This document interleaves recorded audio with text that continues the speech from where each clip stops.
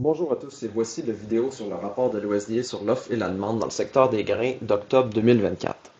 Le rapport a été légèrement haussier pour le maïs et neutre pour le soya et le blé. Aux États-Unis, les stocks de début ont diminué de 52 millions de boisseaux.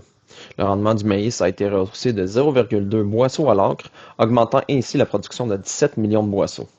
Les exportations ont été relevées de 25 millions de boisseaux. Par conséquent, les stocks ont décliné de 58 millions de boisseaux, passant légèrement sous les 2 milliards de boisseaux, c'est-à-dire à 1999 millions de boisseaux.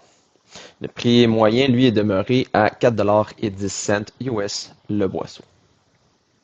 À l'international, la production mondiale en 2024-2025 a reculé de 1,38 million de tonnes en raison d'une diminution en Ukraine, en Russie et en Égypte. Les importations chinoises, elles, ont chuté de 2 millions de tonnes pour se situer à 19 millions de tonnes, égalisant l'Union européenne en tant que deuxième plus grande importatrice de maïs. Les stocks mondiaux ont reculé de 1,83 million de tonnes. Les stocks de début de soya aux États-Unis ont augmenté de 2 millions de boisseaux.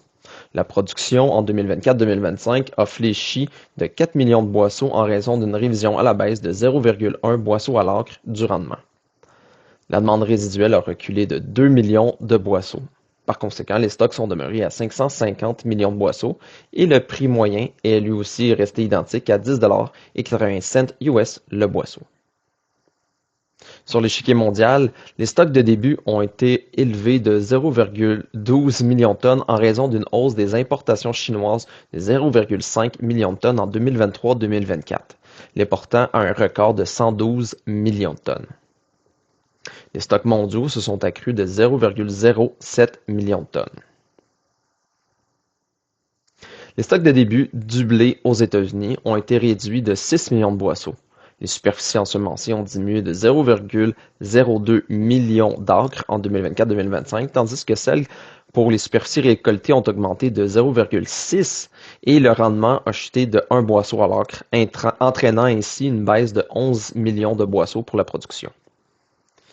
Les importations, elles, se sont accrues de 10 millions de boisseaux et la demande fourragère s'est également élevée de 10 millions de boisseaux. Les stocks de fin ont été réduits de 16 millions de boisseaux pour s'établir à 812 millions de boisseaux.